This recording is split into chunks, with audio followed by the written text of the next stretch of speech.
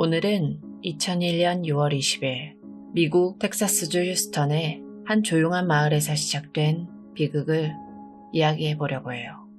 여러분, 텍사스의 6월은 정말 가혹하다고 해요. 습도가 높고 숨이 막힐 듯한 더위가 아침부터 도시를 짓누르는 그런 날씨였어요.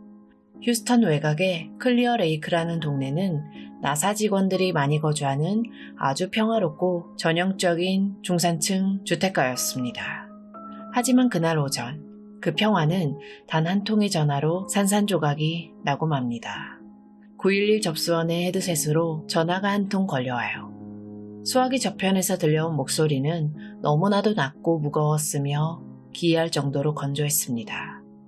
바로 36살의 여성 안드레아 예이츠였죠. 무슨 일이신가요? 구급차가 필요한가요? 아니요, 경찰관이 필요해요. 그러니까 무슨 일이 일어난 건지 말씀해 주셔야 합니다. 그냥 경찰관이 필요해요. 이유를 묻는 경찰의 질문에 안드레아는 단 한마디도 답하지 않았어요. 비명도 울음소리도 없었죠. 그저 경찰이 와야 한다는 말만 반복할 뿐이었습니다. 전화를 끄는 그녀는 곧바로 남편 러스티에게 전화를 겁니다. 러스티는 당시 나사에서 엔지니어로 일하면서 막 사무실에 도착해서 업무를 시작하려던 참이었어요. 안드레아는 남편에게 지금 당장 집에 와야겠어. 러스티가 당황해서 무슨 일이냐고, 누가 다쳤냐고 묻자 그녀는 아주 짧게 답해요. 아이들이 전부다. 러스티는 그 순간 불길한 예감에 휩싸여 미친 듯이 차를 몰아서 집으로 향했습니다. 그리고 그와 거의 동시에 휴스턴 경찰국의 프랭크 빈티 경관이 예이츠 부부의 집 앞에 도착하죠. 빈티 경관이 현관문을 두드렸을 때 문을 열어준 안드레아의 모습은 그 자체로 충격적인 메시지였어요. 그녀의 머리카락은 흠뻑 젖어서 얼굴에 달라붙어 있었고 입고 있던 셔츠와 청바지 역시 물이 뚝뚝 떨어질 정도로 젖어 있었습니다. 그녀는 거친 숨을 몰아쉬고 있었지만 눈빛만은 초점이 없이 텅 비어 있었죠. 그녀가 경관을 향해 입을 엽니다. 내가 아이들을 다 죽였어요. 빈티 경관은 집 안으로 들어서자마자 이질감을 느꼈어요. 집 안은 죽은 듯이 고요했는데 거실 안쪽에서 가족의 반려견이 좁은 케이지 안에 갇힌 채 낑낑거리고 있었던 거죠. 러스티의 나중 증언에 따르면 이 개는 평소 집안을 자유롭게 돌아다니던 아이였는데 그날 아침 안드레아가 범행을 방해받지 않기 위해 개를 미리 가둬둔 것이었습니다. 복도를 따라 집 안쪽으로 들어간 경찰은 더 믿기 힘든 광경을 목격해요. 뒷방 침대 위에는 4명의 아이들이 나란히 누워 있었습니다. 5살의 존, 3살 폴, 2살 루크, 그리고 고작 6개월 된 막내딸 메리였죠. 안드레아는 이미 숨이 멎은 아이들을 침대 위에 눕히고 이불을 덮어줬어요. 근데 여기에서 정말 소름 돋는 점 하나가 발견됩니다. 6개월 된 막내 메리가 5살인 존의 팔에 안겨있는 상태로 발견이 된 거예요. 마치 살아있는 아이들이 낮잠을 자는 것처럼 꾸며놓은 듯한 모습이었어요. 하지만 한 아이가 보이지 않았어요. 7살 난 첫째 아들 노아였죠. 경찰이 욕실로 달려갔을 때 노아는 여전히 욕조의 차가운 물속에 떠 있었습니다. 사실 안드레아는 처음에 폴, 루크, 존을 차례로 욕조에서 질식시킨 뒤 침대에 눕혔습니다. 그리고 막내 메리를 욕조에 데려갔죠. 메리를 욕조에 띄워둔 상태에서 첫째 노아가 욕실로 들어왔고 동생의 상태를 보고 겁에 질려 도망치는 노아를 안드레아가 쫓아가서 붙잡은 뒤 마지막으로 욕조에서 숨지게 한 것이었어요. 안드레아는 노아를 욕조에 그대로 둔 채 메리만 다시 건져내서 방에 있던 존의 팔에 안겨주었던 거예요. 잠시 후 남편 러스티가 집에 도착합니다. 경찰들에 둘러싸인 집과 구급차를 본 그는 마당에 주저앉아 짐승 같은 비명을 지르면서 울부짖기 시작했어요. 안드레아, 대체 왜? 어떻게 당신이 이럴 수가 있어? 근데 이 비극적인 현장에서 체포된 안드레아는 단 한 번도 눈물을 흘리거나 동요하지 않았습니다. 그녀는 왜 이토록 잔인하고도 치밀하게 자신이 그토록 사랑했던 5 아이를 직접 죽여야만 했을까요? 이 소름 끼치는 타임라인 뒤에는 우리가 상상하지 못했던 한 여자의 처절한 붕괴 과정이 숨겨져 있습니다. 안드레아 피아 케네디. 이게 그녀의 본명이에요. 그리고 그녀를 알았던 휴스턴 동네 사람들에게 그녀는 희망 그 자체였습니다. 1982년 그녀는 휴스턴의 밀비 고등학교를 졸업합니다. 근데 평범하게 졸업한 게 아니에요. 무려 수석 졸업생이었습니다. 공부만 잘했냐고요? 아니요. 수영팀의 주장이었고 전미우등생협회의 간부였죠. 한국으로 치면 전교 1등의 운동부장에 학생회 간부까지 다 하는 정말 온 마을의 기대를 한몸에 받는 사기캐였던 거예요. 부모님은 독일계 이민자인 어머니와 아일랜드계인 아버지였는데 막내딸이 이렇게 똑똑하고 반듯하니 얼마나 자랑스럽겠어요. 하지만 여러분, 이 빛나는 메달 뒤에는 아주 어두운 그림자가 이미 드리워져 있었습니다. 안드레아는 10대 시절부터 거식증과 우울증을 앓고 있었어요. 겉으로는 생글생글 웃으면서 수영팀을 이끌었지만 속으로는 썩어가고 있었던 거죠.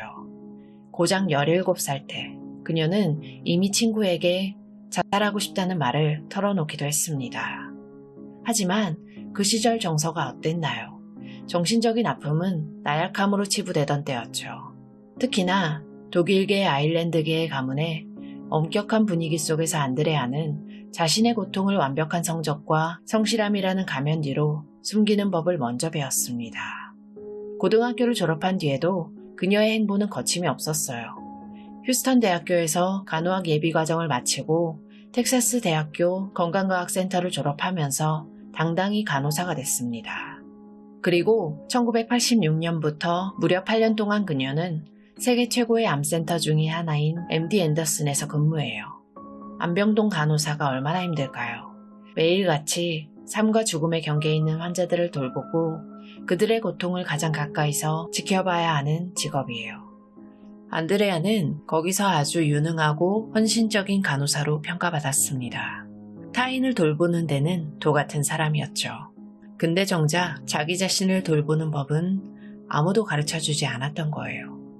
그러던 1989년 여름, 그녀의 인생을 송두리째 바꿀 한 남자를 만납니다. 바로 러스티 예이츠였죠. 두 사람이 처음 만난 곳은 휴스턴의 선스케이프 아파트였어요. 러스티는 당시 나사의 엔지니어였는데요. 엘리트 중에 엘리트죠. 그는 아주 논리적이고 수치와 데이터를 중시하는 사람이었습니다. 반면 안드레아는 따뜻하고 헌신적인 간호사였죠.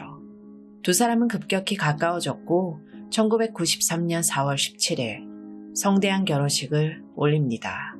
근데 이 결혼식에서 이 부부는 훗날 비극의 씨앗이 될 아주 위험한 선언을 해요. 독실한 복음주의 기독교인이었던 두 사람은 하객들 앞에서 이렇게 약속해요. 자연이 허락하는 한 최대한 많은 아이를 갖겠다. 피임은 신의 뜻을 거스르는 것이라고 믿었던 거죠. 그리고 이 약속은 곧바로 실행에 옮겨집니다. 결혼 직후 첫째 노아가 태어난 게 1994년 2월이었으니까요. 여기에서 안드레아의 삶에 큰 변화가 생깁니다.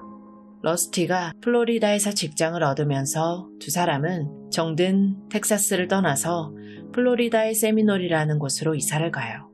근데 집이 번듯한 주택이 아니라 아주 좁은 트레일러였어요. 유능한 간호사로 커리어를 쌓던 안드레아는 이제 낯선 땅, 그 좁은 트레일러 안에서 오로지 임신과 육아라는 거대한 임무 속에 고립이 됩니다.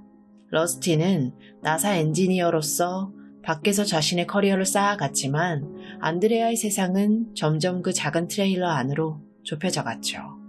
셋째 폴이 태어날 때쯤 가족은 다시 텍사스로 돌아옵니다. 하지만 상황은 나아지지 않았어요. 원래 이 가족에겐 텍사스 프렌즈우드에 방이 4개나 딸린 번듯한 집이 있었어요. 하지만 남편 러스티는 어느 날 갑자기 이 집을 팔아버립니다. 왜냐? 단순하게 살아야 신의 뜻에 더 가까워진다 라는 그의 확고한 신념 때문이었죠. 나사 엔지니어였던 그는 이 좁은 GMC 모터홈 대형 버스로의 이주를 일종의 영성훈련이자 효율적인 삶으로 정의했습니다. 하지만 이 미니멀 라이프의 대가는 온전히 안드레아의 몫이었어요. 11평의 공간에서 아이 넷을 키우는 게 쉬울까요? 심지어 안드레아는 아이들을 학교에 보내지도 않았습니다. 러스티의 고집에 따라서 그 좁은 곳에서 홈스쿨링을 직접 해내야 했거든요. 유능한 간호사였던 그녀는 이제 하루 24시간을 버스라는 철창에 갇혀서 아이들의 기저귀를 갈고 밥을 먹이고 산수를 가르치고 빨래를 하는 끝없는 노동에 매몰됩니다. 그렇게 텍사스의 습한 더위 속에 버스 안은 아이들의 울음소리와 소음으로 가득 찼고 그녀에겐 단 1분의 개인적인 시간도 숨 쉴 틈도 허락되지 않았습니다. 근데 안드레아를 진짜 무너뜨린 건 육체적인 피로보다 더 잔인한 정신적인 세뇌였어요. 이들 부부에게는 정신적인 교주나 다름없는 인물이 있었습니다. 바로 길거리의 설교자 마이클 워로니에키예요. 러스티가 대학 시절 만난 이 설교자는 예이츠 가족에게 정기적으로 위험한 시대라는 뉴스레터를 보냈습니다. 그리고 그 내용은 우울증에 시달리던 안드레아의 영혼을 난도질하기에 충분했죠. 그 편지에는 이런 문구들이 적혀 있었어요. 여자는 오직 아이를 낳고 키우는 존재여야 한다. 부모가 아이를 제대로 키우지 못하면 그 아이들은 모두 지옥불에 떨어질 것이다. 나쁜 어머니는 자녀를 파멸로 이끄는 마녀와 같다. 고립된 환경에서 심각한 산후 우울증을 앓고 있던 안드레아에게 이 메시지는 거부할 수 없는 신의 심판처럼 다가왔습니다. 그녀는 점점 더 깊은 망상에 빠져들어요. 내가 너무 사악해서 우리 아이들이 구원받지 못하고 있어. 내가 이 아이들을 제대로 가르치지 못하면 아이들은 영원히 지옥에서 고통받을 거야 라는 공포가 그녀를 지배한 거죠. 나중에 안드레아의 오빠 브라이언 케네디가 CNN에 출연해 폭로한 내용에 따르면 러스티는 이런 상황에서도 아내를 다독이기는커녕 우울증 환자들에겐 정신이 번쩍 들게 엉덩이를 한 대 때려주는 것 같은 동기부여가 필요하다라는 식으로 말을 했다고 합니다. 아내의 고통을 정신력의 문제로만 치부를 한 거죠.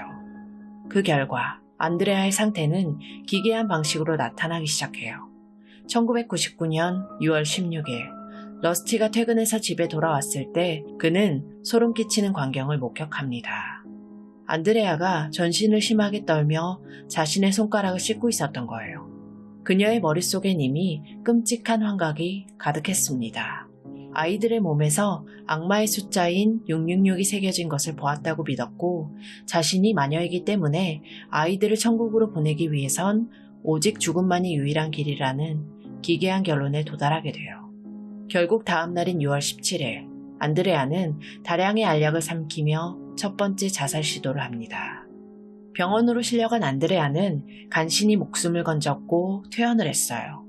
근데 태어난 바로 그날 저녁에 더 끔찍한 일이 벌어져요.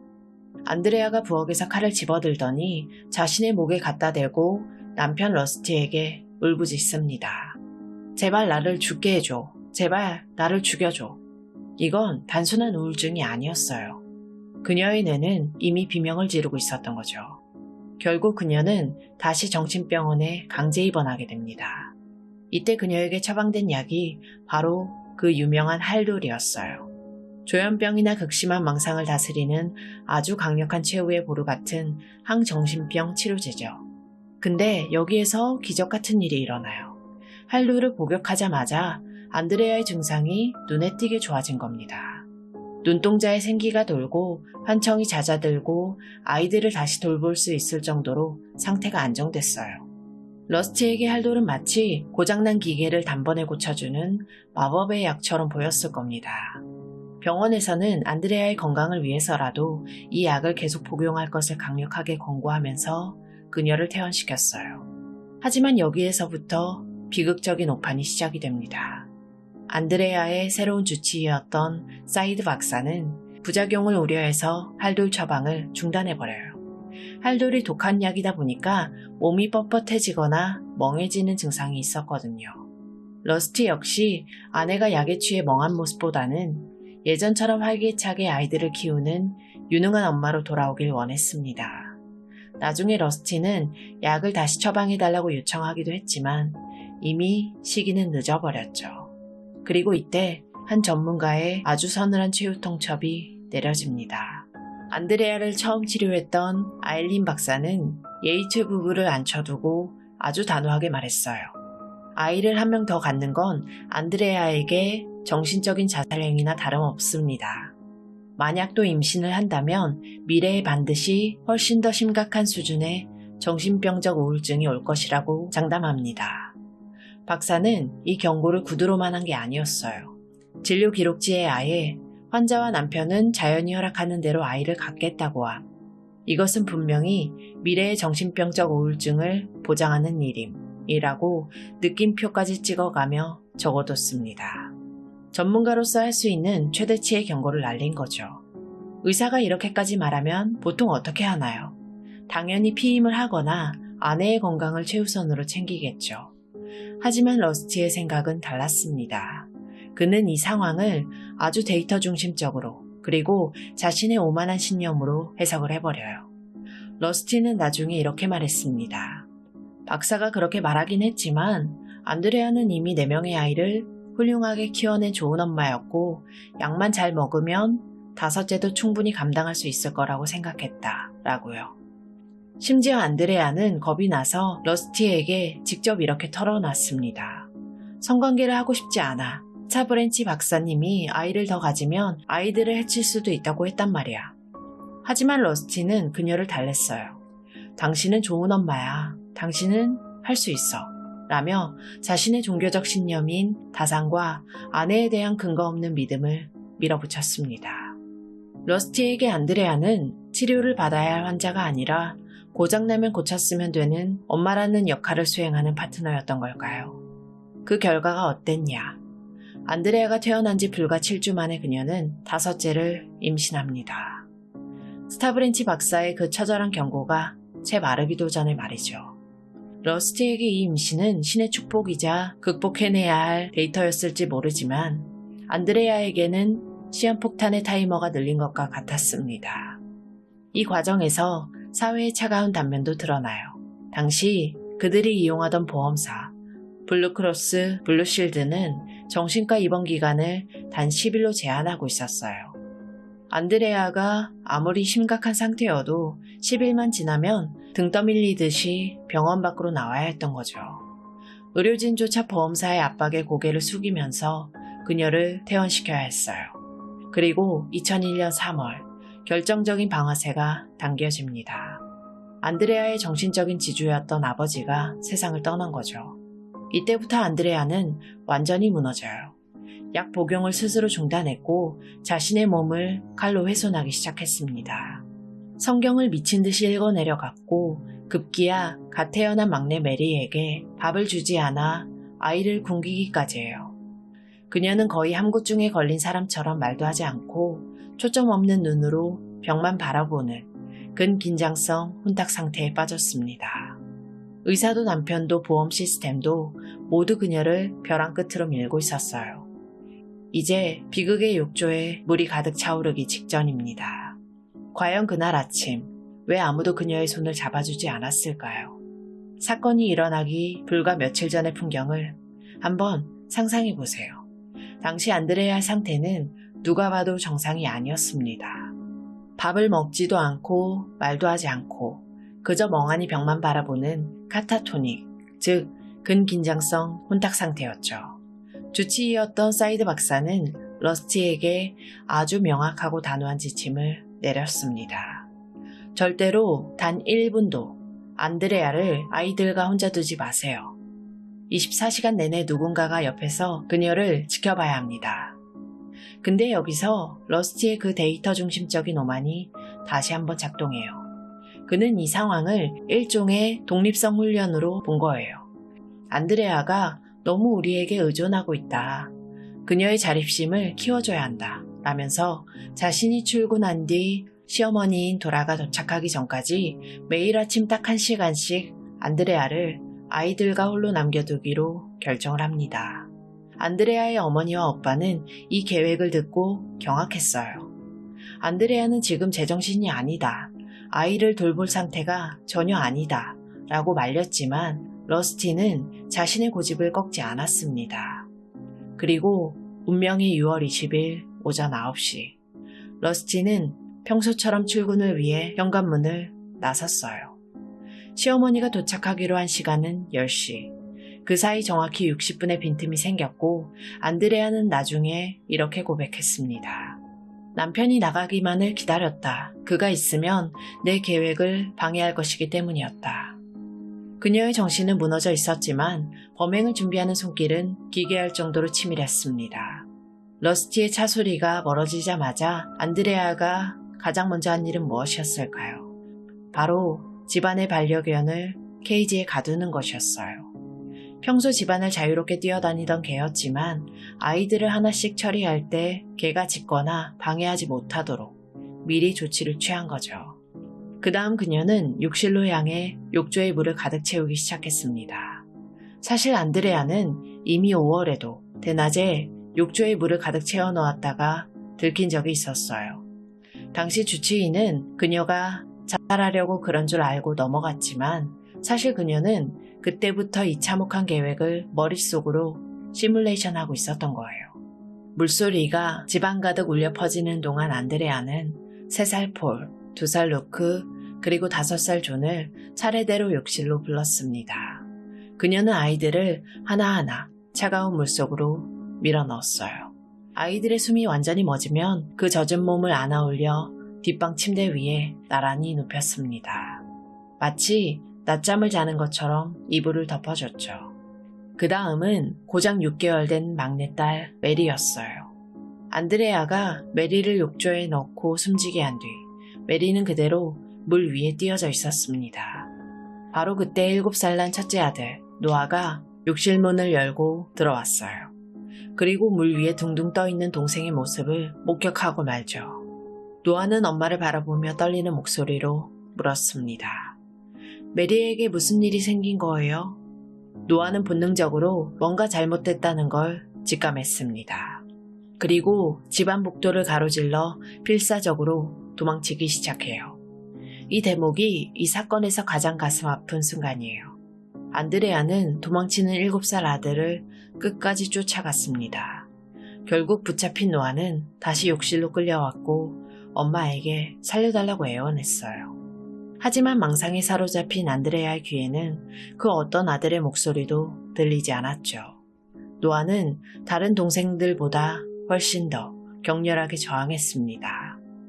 나중에 경찰이 도착했을 때 노아가 유일하게 욕조 속에 남겨져 있었던 이유는 안드레아가 이미 내 아이를 처리하고 마지막 노아와 사투를 벌이느라 기력이 완전히 소진되었기 때문이었어요. 안드레아는 노아를 욕조에 그대로 둔 채 물 위에 떠있던 막내 메리만 다시 건져내서 방으로 데려갔습니다. 그리고 이미 차갑게 식어버린 5살 존의 팔에 메리를 안겨줬어요. 5 아이가 평화롭게 누워있는 그 소름 끼치는 구도를 완성한 뒤에야 그녀는 비로소 수화기를 들었습니다. 먼저 경찰에 전화를 걸어서 경찰관이 필요하다는 말만 반복했고 그 다음 러스티에게 전화해 지금 당장 와야 한다고 말했죠. 러스티가 전화를 받고 미친 듯이 집으로 달려왔을 때 안드레아는 젖은 옷을 입은 채 식탁에 앉아 있었어요. 러스티가 절규를 하면서 왜 그랬냐고 묻자 그녀는 그저 담담하게 대답했습니다. 아이들을 구원하지 못할까봐 그랬어. 내가 사악한 엄마라서 내 밑에서 자라면 아이들이 지옥에 갈 것 같았어. 순수할 때 죽여야 천국에 갈 수 있어. 이제 아이들을 잃은 슬픔이 채 가시기도 전에 미국 전역의 시선은 휴스턴의 한 법정으로 쏠립니다. 바로 안드레아 예이츠의 운명을 결정지을 재판이 시작이 된 거죠. 근데 이 재판은 단순히 한 여자의 유죄인지 무죄인지를 따지는 자리가 아니었습니다. 미국의 사법 시스템과 정신질환이라는 보이지 않는 병이 정면으로 충돌한 아주 치열하고도 기괴한 전쟁터였어요. 2002년 텍사스 법정의 분위기는 그야말로 살얼음판이었습니다. 당시 해리스 카운티의 검사는 안드레아에게 사형을 구형했어요. 5 아이를 죽인 엄마에게 법이 줄 수 있는 가장 무거운 벌을 내리겠다는 거였죠. 근데 텍사스주는 미국 내에서도 정신 이상을 근거로 무죄를 주장하기가 가장 어려운 곳 중 하나입니다. 바로 맥노튼 규칙 때문인데요. 이게 정말 냉혹해요. 피고인이 정신병을 앓고 있느냐는 중요하지 않아요. 핵심은 딱 하나. 범행 순간에 자신의 행동이 법적으로 잘못된 것임을 알고 있었는가입니다. 검찰은 안드레아가 아이들을 죽인 것이 정신병 때문이 아니라 남편에 대한 복수국이라고 몰아세웠습니다. 남편이 나갈 때까지 기다렸고 방해될까봐 개를 가뒀고 범행 후 스스로 경찰에 전화를 하지 않았느냐. 이건 법적으로 죄라는 걸 너무나 잘 알고 있었다는 증거다. 라면서 그녀를 냉혈한으로 묘사했죠. 결국 1차 재판에서 배심원들은 그녀에게 유죄 판결을 내렸고 안드레아는 40년 후 가석방이 가능한 종신형을 선고받고 교도소로 향하게 됩니다. 근데 여기에서 이 사건의 역사를 바꾼 엄청난 반전이 일어나요. 당시 검찰 측의 결정적인 무기는 저명한 정신과 의사였던 파크 디에체 박사의 증언이었어요. 그는 FBI 자문까지 맡았던 이 분야의 전설적인 권위자였죠. 그가 법정에서 배심원들을 향해 아주 구체적이고 소름 돋는 증언을 던집니다. 안드레아가 범행을 저지르기 얼마 전 TV 드라마 로앤오더에서 한 여자가 아이들을 욕조에 익사시키고 정신 이상으로 무죄 판결을 받는 에피소드가 방영되었습니다. 안드레아는 그 방송을 받고 처벌을 피하기 위해 그 수법을 그대로 모방한 겁니다. 배심원들은 이 말에 완전히 설득됐어요. 아, 저 여자가 미친 척하면서 법망을 빠져나가려고 드라마를 따라한 거구나 라고 확신을 한 거죠. 근데 재판을 취재하던 한 저널리스트, 수잔이 이 증언을 듣고 고개를 갸웃거립니다. 그녀는 과거 로앤오더의 작가로 활동했던 사람이었거든요. 그녀가 곧바로 확인해본 결과는 충격적이었어요. 디에츠 박사가 증언한 그 에피소드는 이 세상에 존재하지 않는 내용이었어요. 법정에서 선서까지 하고 증언한 권위자의 말이 완전한 가짜였던 거예요. 드라마 제작진조차 우리는 그런 내용을 만든 적이 없다 라고 공신 확인을 해줬죠. 결국 이 결정적인 위증 때문에 2005년 안드레아 유죄 판결은 항소심에서 전원일치로 뒤집힙니다. 박사의 거짓 증언이 배심원들의 판단을 돌이킬 수 없이 오염시켰다 라는 것이 이유였어요. 그리고 2006년 마침내 안드레아의 재판이 다시 열립니다. 이번 재판에서 변호인단은 검찰의 복수국 프레임을 정면으로 반박했어요. 전문가들은 안드레아의 뇌가 망상에 의해 완전히 장악된 상태였음을 증명했죠. 그녀는 법적인 죄는 알았을지 몰라도 망상 속에서 아이들을 지옥으로부터 구하는 것이 도덕적으로 옳은 유일한 길이라고 믿었던 점을 배심원들에게 호소했습니다. 결국 3일간의 긴 토론 끝에 배심원들은 최종 판결을 내려요. 안드레아 예이츠 정신 이상에 의한 무죄. 판결이 내려지는 순간 법정은 무거운 정적에 휩싸였습니다. 안드레아는 자유의 몸이 되는 대신 텍사스 주립병원으로 이송돼서 평생에 가까운 시간 동안 치료를 받게 됩니다. 법은 마침내 그녀가 악마가 아니라 환자였음을 인정했지만 그 대가는 이미 너무나 참혹했습니다. 여기서 기묘한 사실 하나. 파크 디에츠 박사가 거짓으로 지어냈던 그 에피소드는 역설적이게도 안드레아 재판이 끝난 지 2년 뒤에 로앤오더 범죄전담반에서 실제 안드레아 사건을 모티브로 제작하게 됩니다. 박사가 말할 땐 없었지만 박사 때문에 세상에 나오게 된 거죠. 이제 법정에 치열했던 공방은 끝났습니다. 하지만 이 비극이 남긴 그림자는 너무나도 길고 짙었어요. 누군가는 새로운 삶을 찾아 떠났고 누군가는 영원히 멈춰버린 시간 속에 스스로를 가뒀죠. 그리고 그 과정에서 우리가 마주하게 되는 불편한 진실들이 있습니다. 이 사건에서 대중의 가장 큰 공분을 샀던 인물, 바로 남편 러스티 H의 행보를 먼저 짚어보지 않을 수 없습니다. 그는 사건 직후부터 줄곧 나는 아내가 환각을 보는지 전혀 몰랐다. 의사가 위험하다고 경고해주지 않았다. 라면서 모든 책임을 의료진과 시스템으로 돌렸어요. 하지만 안드레아가 감옥에서 만난 정신과 의사에게 털어놓은 이야기는 달랐어요.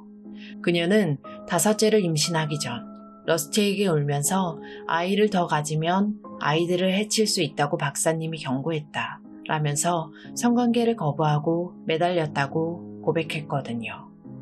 러스티는 사건 직후에도 기괴한 환상에 사로잡혀 있었습니다. 안드레아가 치료를 받고 나오면 다시 아이를 낳고 행복하게 살 수 있을 것이라며 대리모나 입양까지 언급해서 주변을 경악하게 했죠. 그는 결국 2004년에 이혼 소송을 제기했고 2006년 안드레아가 무죄 판결을 받고 병원으로 향하던 그 해에 로라 아놀드라는 여성과 재혼해서 다시 아들을 낳았습니다. 하지만 여기서 끝이 아니에요. 이 두 번째 부인 로라 역시 2015년에 러스티를 상대로 이혼 소송을 제기합니다. 아내의 고통보다 자신의 신념과 가정이라는 데이터가 우선이었던 그의 삶에 사람들은 여전히 차가운 시선을 보내고 있습니다. 그렇다면 안드레아는 지금 어떻게 지내고 있을까요? 그녀는 현재 텍사스 캐르빌 주립병원이라는 저보안 정신시설에서 20년 가까이 수용 생활을 이어가고 있습니다. 그리고 매년 열리는 가석방 혹은 출소검토위원회 참석을 스스로 거부하고 있어요. 그녀는 변호사에게 이렇게 말했다고 해요. 나는 이곳을 나갈 자격이 없다. 내가 저지른 일을 생각하면 여기서 평생을 보내는 것이 마땅하다. 라고요. 그녀의 이성은 돌아왔지만 그 대가는 매일 아침 눈을 뜰 때마다 5아이의 마지막 모습을 생생하게 마주해야 하는 지옥 같은 기억입니다. 오늘 안드레아 예이치의 이야기를 들으시면서 어떤 감정이 드셨나요? 많은 사람이 어떻게 엄마가 그럴 수 있어? 라고 묻습니다. 하지만 이 사건은 우리에게 그 질문을 바꿔야 한다고 말합니다. 왜 아무도 그녀가 엄마이기 전에 환자라는 사실을 인정해주지 않았는가? 라고요. 산후우울증과 산후조현병은 단순히 기분을 탓하거나 정신력의 문제가 아닙니다. 그건 뇌의 질병이고 의지만으로는 절대 통제할 수 없는 응급 상황이에요. 하지만 러스티는 그걸 독립심 부족으로 봤고 광신적인 교리는 그녀에게 마녀라는 낙인을 찍었습니다. 그리고 보험 시스템은 그녀를 차가운 길바닥으로 내몰았죠. 다시는 이런 예고된 참사가 반복되지 않도록 이제 완벽한 엄마라는 환상 뒤에 숨겨진 한 인간의 처절한 고통을 들여다봐야 하지 않을까요? 오늘 준비한 이야기는 여기까지입니다. 안타깝게 희생당한 피해자분들의 명복을 빌겠습니다. 지금까지 고요한 밤이었습니다.